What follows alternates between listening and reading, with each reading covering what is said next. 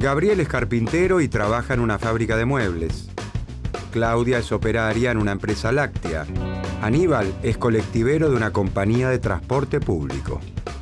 Ellos tres y todos nosotros necesitamos comprar bienes y servicios para vivir. La silla y la mesa, la leche, el queso y la manteca, la aguja y el hilo, un viaje en colectivo, una consulta al médico. Para adquirir esos bienes, Gabriel, Claudia, Aníbal y todos los integrantes del cuerpo social trabajan. Como trabajadores, se encargarán de producir los mismos bienes y servicios que después compran. Claudia consume los lácteos que muchas veces embala. Aníbal toma un colectivo de la misma compañía para ir y volver a su casa. Gabriel engalanó su comedor diario con un juego de mesas y sillas de la fábrica que lo emplea.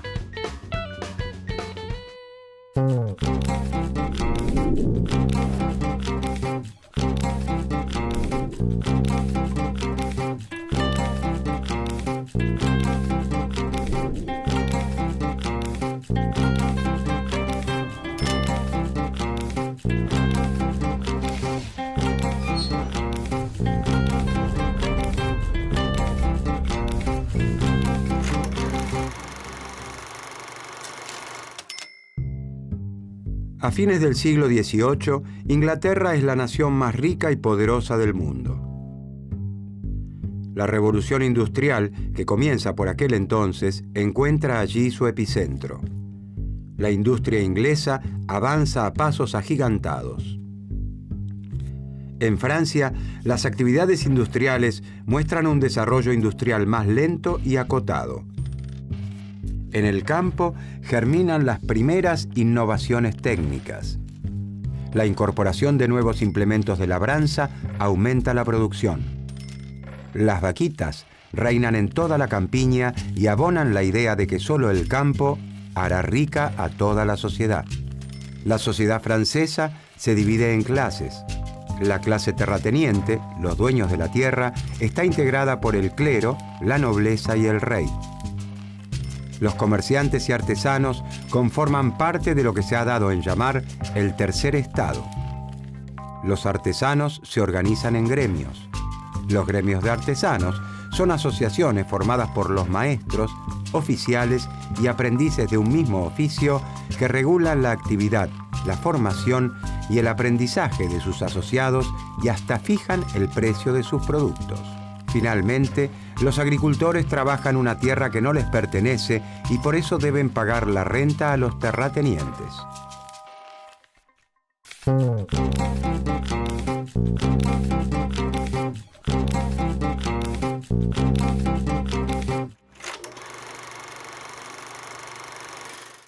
Ellos son el terrateniente, el agricultor y la artesana.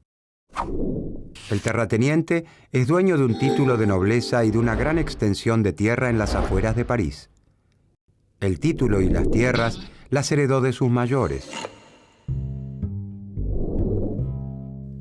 El agricultor trabaja en las tierras del terrateniente. Sabe cultivar, cómo cuidar las plantas y cosechar.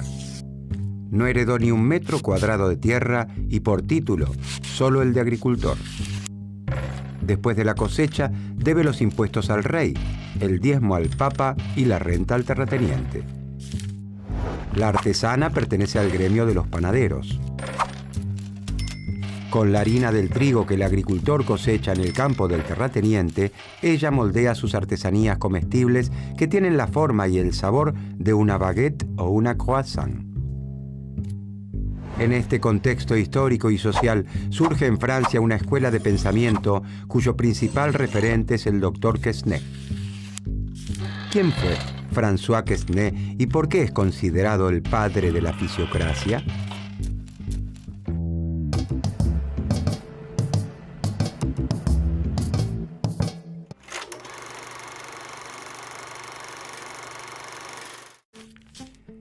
El doctor François Quesnay es un médico cirujano que vive por aquellos días en París. Sus estudios sobre la circulación de la sangre lo llevan a interpretar el funcionamiento de otro cuerpo, el cuerpo social. Quesnay fue secretario general de la Academia de Cirugía y primer médico del rey. También recibió un gran reconocimiento cuando publicó su tratado médico sobre la sangría. Contribuye a la enciclopedia con 2 artículos, Agricultores y cereales, aunque su obra más importante es el Tableau économique, cuadro en el sentido pictórico económico, publicado en 1758. Para Quesnay, las mismas leyes que rigen la naturaleza son las que gobiernan la economía. A través de su estudio sobre la circulación de la sangre, intenta explicar entonces las relaciones económicas entre las distintas clases del cuerpo social. Así como en el cuerpo humano, los pulmones oxigenan la sangre, los riñones la filtran y el corazón la impulsa a todo el cuerpo, en el cuerpo social, la sangre que relaciona cada una de las clases es la compra y venta de mercancías. Influenciado por sus conocimientos médicos y por los principios de la Ilustración, que pregona que la razón humana descifraría las verdades básicas del mundo, Quesnay aborda la economía a partir de las ciencias naturales, la biología y la medicina.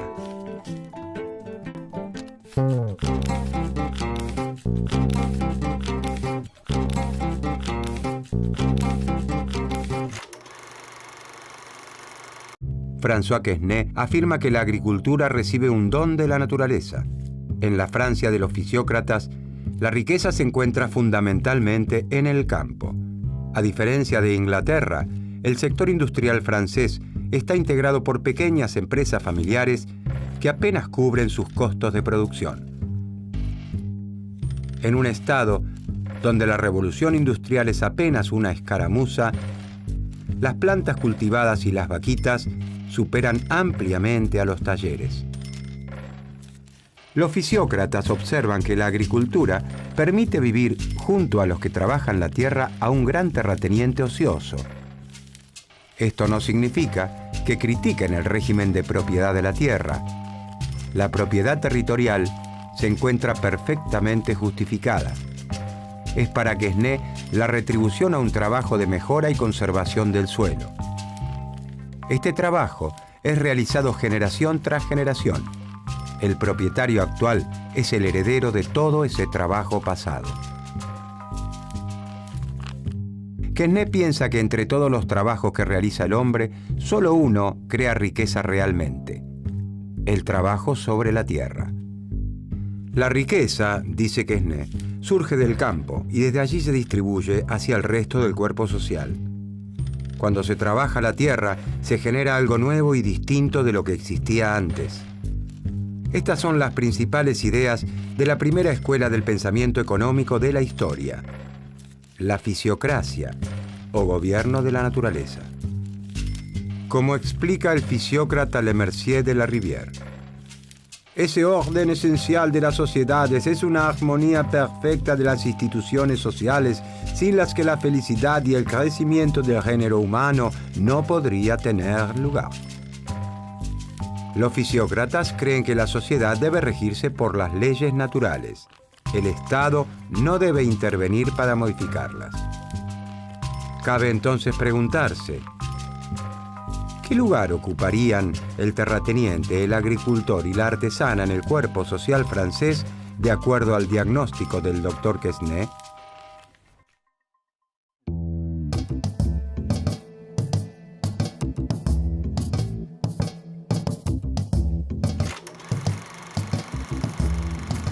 El agricultor pertenece, de acuerdo a Quesnay, a la clase productiva. Los agricultores son los que le ponen el cuerpo a la actividad agrícola. Ponerle el cuerpo significa literalmente eso: comprar las semillas, cargarlas, llevarlas hasta el campo, sembrarlas, cosecharlas, vender la cosecha. Con el resultado de esa venta comprará el pan que fabrica la artesana. El excedente de todos sus gastos, los que realiza para producir y para vivir, constituye la renta que debe pagar al terrateniente. Esa renta es la riqueza que genera el agricultor, que es la riqueza que genera la sociedad. Para los fisiócratas, la agricultura es la única actividad que genera riqueza. La artesana integra la llamada por Quesnay clase estéril. Para los fisiócratas, los artesanos y comerciantes no producen riqueza. La sociedad no es más rica luego de que los productos de la naturaleza son transformados o trasladados. Estéril no significa inútil. La artesana transforma la harina de trigo en una masa con la que fabrica sus delicias. Es muy bueno que se dedique a producir pan para que todos los franceses puedan disfrutarlo en sus mesas. Pero su actividad no hace que la sociedad sea más rica. El terrateniente no produce bienes agrícolas ni productos elaborados. Vive de la renta que el agricultor le paga por trabajar sus tierras, es decir, vive de rentas. Los fisiócratas observan que la producción agropecuaria genera una riqueza tal que, después de cubrir todos los costos, le permite al propietario de la tierra recibir un ingreso sin haberle puesto el cuerpo a la producción. Según el pensamiento fisiócrata, al existir una única fuente de riqueza, la tierra, el terrateniente, como propietario, debería pagar el único impuesto que es lícito cobrar: el impuesto a la renta de la tierra. El Estado, dicen, debe eliminar todo aquel engorroso sistema heredado de la Edad Media que hace que la recaudación de impuestos sea difícil y costosa.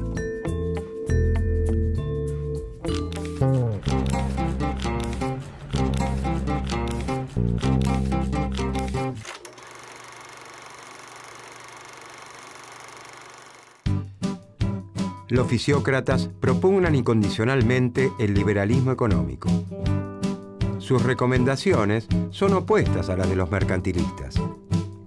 Los mercantilistas creen que es necesario intervenir en la economía para que las grandes compañías nacionales obtengan abultadas ganancias del comercio exterior. Para los fisiócratas, el Estado no debe intervenir para modificar las leyes que rigen la naturaleza.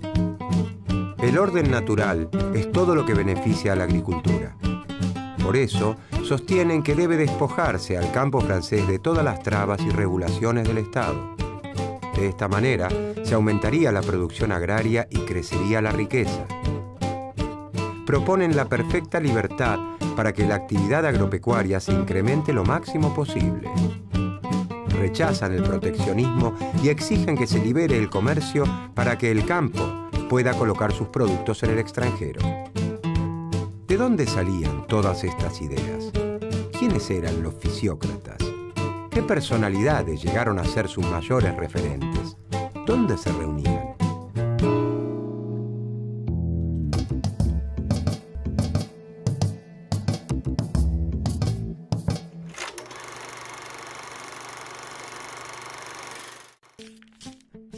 El doctor Quesnay no está solo en su cruzada.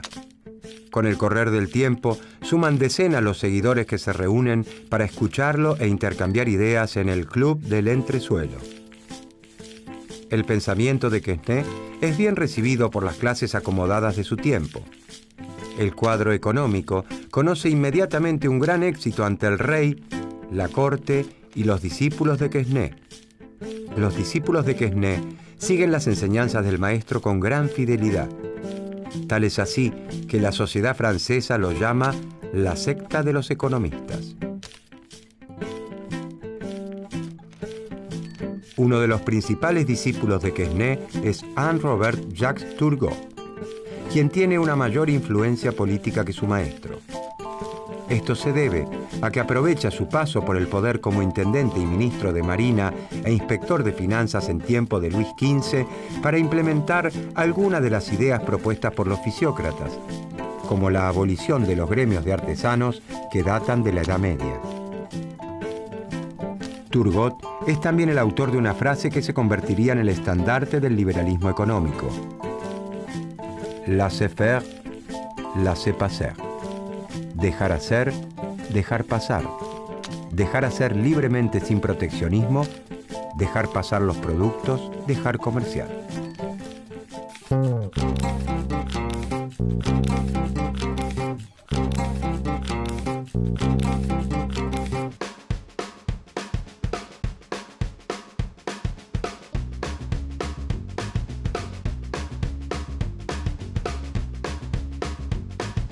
Claudia es operaria de una empresa láctea cuando actúa como trabajadora de la firma. pero es una de sus más fieles consumidoras cuando compra la leche, el queso o la manteca de la firma en el supermercado de su barrio.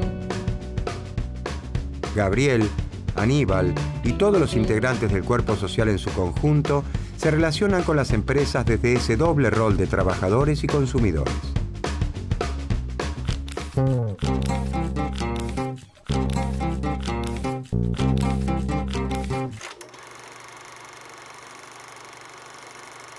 Uno de los principales aportes de los fisiócratas al pensamiento económico es el considerar a la economía como un todo, como un sistema. Mientras los mercantilistas analizan fenómenos particulares, como cuestiones monetarias, comerciales o impositivas, los fisiócratas aportan una visión de conjunto de la economía. El cuadro económico muestra de forma gráfica los intercambios que se realizan entre las distintas clases sociales. Estos intercambios tienen en la versión original la forma de un zigzag, por eso también se lo ha conocido con este nombre. En el tableau économique o cuadro económico, Quesnay se propone mostrar que la actividad económica es un flujo continuo, como la sangre en el cuerpo humano, en el que se producen constantemente intercambios de productos por dinero entre las clases sociales. Según el cuadro económico, la clase propietaria representada por el terrateniente recibe un dinero del agricultor en concepto de alquiler de sus tierras, la renta, y no hace más que gastarlo completamente. De acuerdo a la teoría de los fisiócratas, la clase estéril, la artesana, gasta todo su ingreso en su subsistencia y en transformar los productos que recibe del campo, del agricultor, sin agregarle valor en el proceso. El agricultor, representante de la clase productiva, aún después de sus gastos y de los costos para su próxima cosecha, genera un excedente, una renta, que se la debe al terrateniente por utilizar sus tierras para cultivar, ya que él no tiene tierras. Por eso los fisiócratas sostienen que la actividad agrícola es la única que genera riqueza. En un año, por ejemplo, el agricultor produce trigo por 500 pesos. De estos 500 pesos, debe utilizar 200 para pagar los jornales de sus peones, las semillas que necesita para volver a plantar el ciclo que viene y su ganancia. Es decir, que el agricultor, la clase productiva, gasta 200 pesos en sí misma. De los 300 pesos que le quedan, el agricultor gasta 100 pesos en la clase estéril, para adquirir bienes y servicios, zapatos, galletas o panes. Son bienes manufacturados que se elaboran a partir de la riqueza de la tierra, pero que el sector agrícola no produce. Después que el agricultor gastó 200 pesos en sí mismo y 100 pesos en la clase estéril, le quedaron 200 pesos. Es decir, al descontar todos los gastos necesarios para poder vivir y volver a producir, le resta un remanente. Estos 200 pesos constituyen el producto neto, la riqueza generada por la actividad agrícola. Esa riqueza es la renta que el agricultor debe pagarle a la clase propietaria, al terrateniente. El terrateniente gasta los 200 pesos que recibe en partes iguales en las otras dos clases. 100 pesos en el pan que elabora la artesana y 100 pesos en el agricultor para abastecerse de tomates, verduras y otro tipo de alimentos. De esta manera, la clase terrateniente gasta todo lo que recibe y al hacerlo, distribuye la riqueza en todo el cuerpo social, como la sangre en el cuerpo. En nuestro ejemplo, la clase estéril, la artesana, ha recibido 200 pesos, 100 pesos del terrateniente y 100 pesos del agricultor. De acuerdo a los fisiócratas, la artesana no genera riqueza, sus ventas son iguales a sus costos. Todo lo que recibe por la venta de sus productos debe gastarlo para vivir y adquirir materias primas. Gasta todo en el agricultor, ya que tanto el trigo que necesita para elaborar el pan como el resto de los alimentos que consume provienen de la tierra. En cambio, todos los gastos en la producción agrícola generan riqueza. Cuanto más gaste el agricultor en sí mismo, mayor será la riqueza generada. En nuestro ejemplo, gastó 200 pesos en sí mismo. Y se generó una riqueza social de 200 pesos.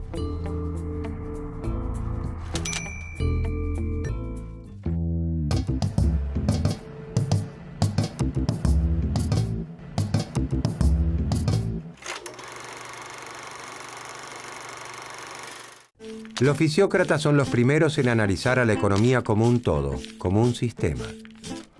Conforman la primera escuela de pensamiento económico digna de ese nombre, porque tienen un pensamiento coherente y homogéneo, un maestro, Quesnay, seguido por fieles discípulos, un enfoque científico y una actuación como grupo organizado. La teoría de un médico cirujano francés, un aficionado que estudió la economía a partir de las ciencias médicas y explicó el intercambio de bienes y servicios con la circulación de la sangre. La sangre, ese tejido fluido tan vital como la economía que puede mover el cuerpo humano y el cuerpo social. Sus ideas podrían entonces resumirse. La etimología de la palabra fisiocracia significa el gobierno del orden natural o gobierno de la naturaleza. La naturaleza le regala un don a la agricultura. La agricultura es la única actividad que produce riqueza. La riqueza surge del campo y de allí se distribuye a toda la sociedad. El impuesto sobre la tierra es el único que debería cobrar el Estado, ya que es de allí de donde proviene la riqueza. El Estado no debe intervenir sobre unas leyes que rigen la naturaleza. Laissez-faire, laissez-passer. La influencia de la escuela fisiócrata alcanza su punto culmine en la década de 1760. Para entonces, el número de discípulos de Quesnay se ha multiplicado. Con el correr de las décadas, el desarrollo de la industria en Francia cobra un gran impulso y comienza a tornarse una verdadera revolución. A los fisiócratas les resulta cada vez más difícil afirmar que las actividades industriales no generan riqueza. El desarrollo de las manufacturas y el fuerte crecimiento en la producción que se genera por la división del trabajo muestran que los mayores incrementos en la productividad se dan, en realidad, en las actividades industriales y que la riqueza está conformada por todo tipo de bienes. Quesnay y sus discípulos dejan una estela que nunca se extinguirá en el universo del pensamiento económico.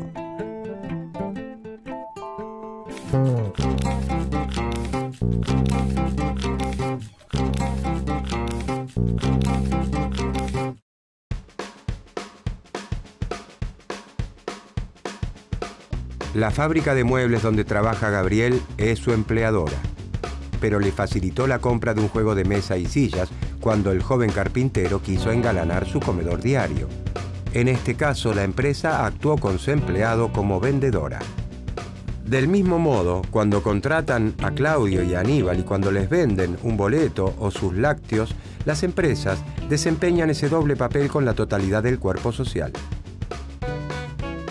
Uno de los principales aportes de la fisiocracia al pensamiento económico es el considerar a la economía como un todo, como un sistema en el que todos los órganos cumplen con una función para mantener en funcionamiento al cuerpo social.